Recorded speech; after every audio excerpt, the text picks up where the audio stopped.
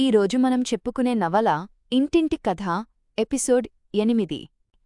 ఏమైందిరా నాయనా, భోజనానికి రారా? ఉదయం నుంచి తిండి తిప్పలు లేవు. ఇదేమైనా నీకు కొత్త? ఈరోజు ఇంతలా మొహం పెట్టుకు కూర్చోడానికి తిండి తినకుండా మాడితే ఉద్యోగం వస్తుందా? ఎన్నో ఇంటర్వ్యూలకి వెళ్ళావు, ఇది ఒకటి అందులో.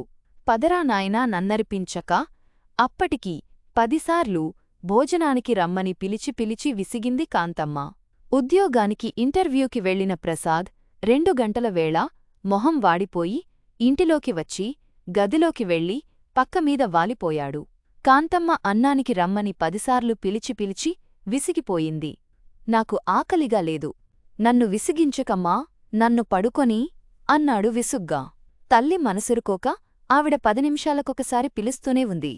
ఎన్నో ఉద్యోగాలకి ఇంటర్వ్యూలకి వెళ్లి మొహం వాల్చుకుని వచ్చే కొడుకుని చూస్తే ఆవిడకి కడుపు తరుక్కుపోతుంది.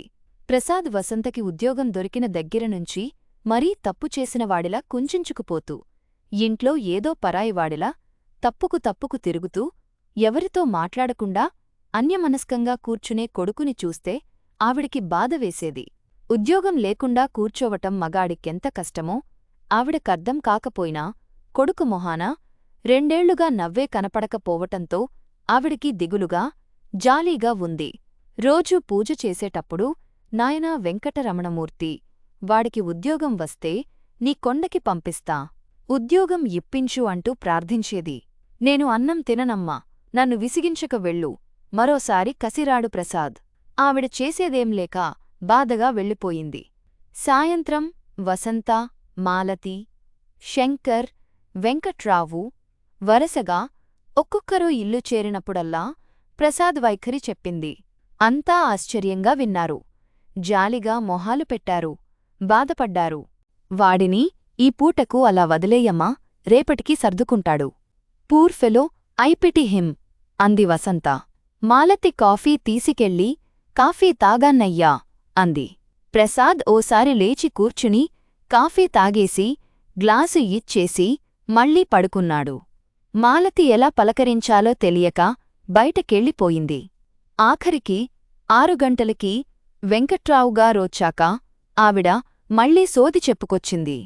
ఆయన నిట్టూర్చారు భారంగా. ఎవరికైనా విరక్తి పుడుతుంది ఈ పరిస్థితుల్లో చూడాలి. ఏం చెయ్యాలో తోచటంలేదు. ఏదో ఒక పని చెయ్యటానికి లేక వాడికి పిచ్చెక్కుతుంది అన్నాడు.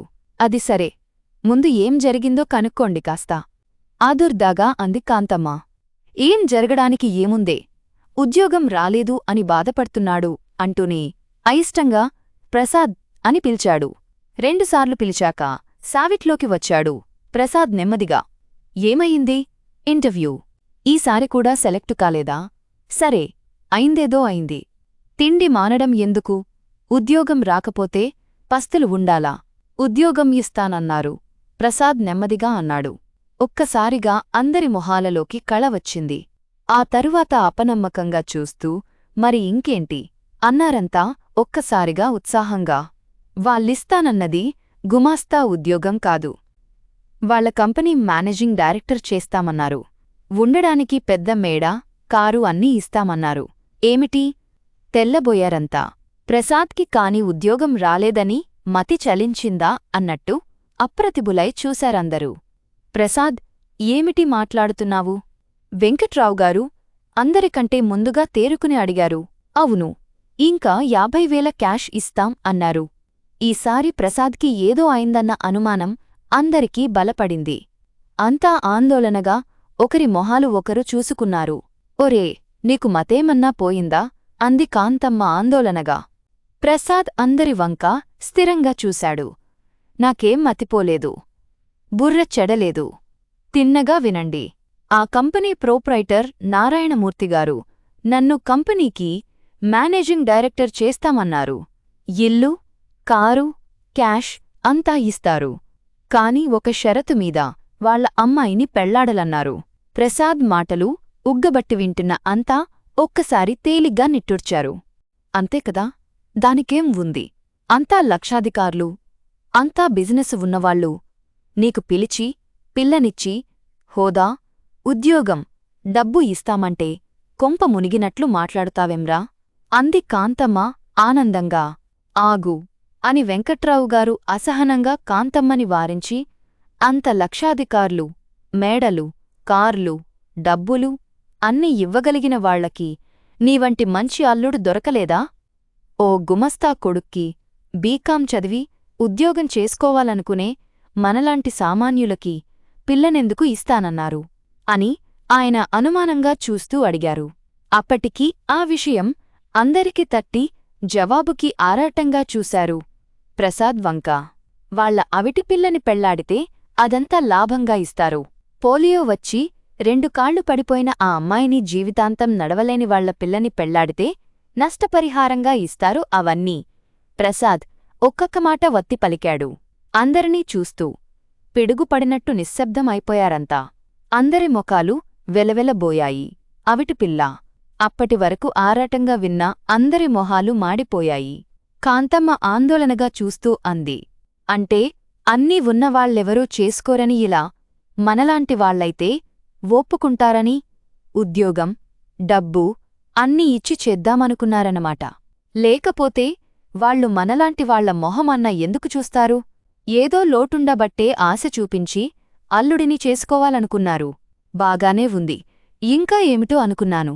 దానికోసం ఇంత బుర్ర చెడగొట్టుకుని తిండి మానుకోవడమెందుకు?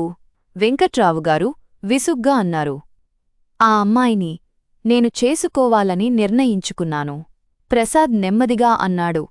అంతా ఆశ్చర్యంగా చూశారు. ఏమిటి, అవిటిపిల్లను చేసుకుంటావా? మతిగాని పోయిందా? అని కాంతమ్మ అడిగింది.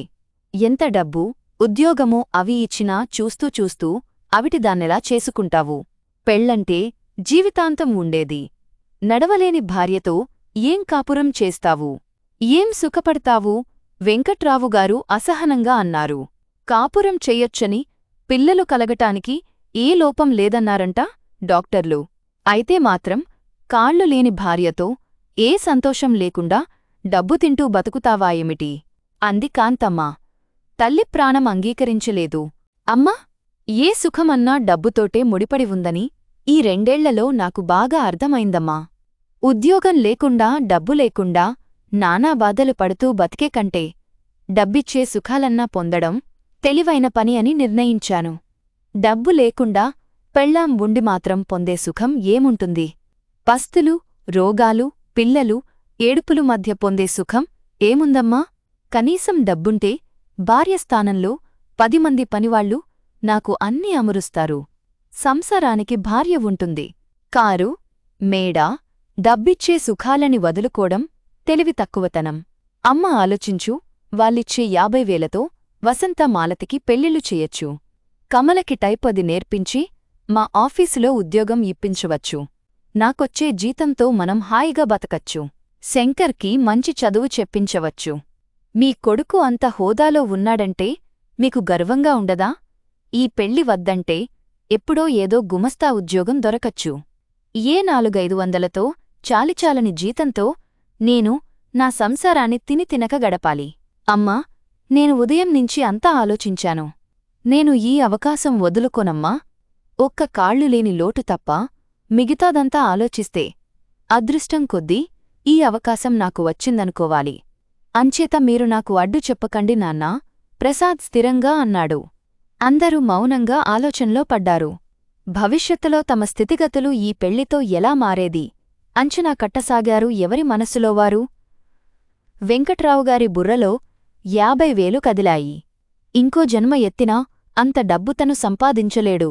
ఆడపిల్లలిద్దరి పెళ్ళిళ్ళు ఎలా చెయ్యను భగవంతుడా అని బెంగపెట్టుకున్న తరుణంలో ఆ డబ్బుతో పెళ్ళిళ్ళు, పేరంటాలు, చదువులు అన్నీ అయి నిశ్చింతగా ఉండవచ్చు. ఈ దినదిన గండం బతుకునించి విముక్తుడై హాయిగా బతకచ్చు. అందరి మనస్సులు డబ్బు ప్రభావానికి ప్రలోభపడ్డాయి. కాని చూస్తూ చూస్తూ ప్రసాద్ని ఉరికంబం ఎక్కించినట్టు ఏదో బాధగా అనిపించింది. తమ స్వార్థం కోసం ప్రసాద్ సుఖసంతోషాలని బలిపెట్టాలా? తమ కోసం వాడు అంత త్యాగం చేస్తుంటే సంతోషంగా ఎలా అంగీకరించాలి అని ఎవరి మనసుల్లో వారే బాధపడ్డారు.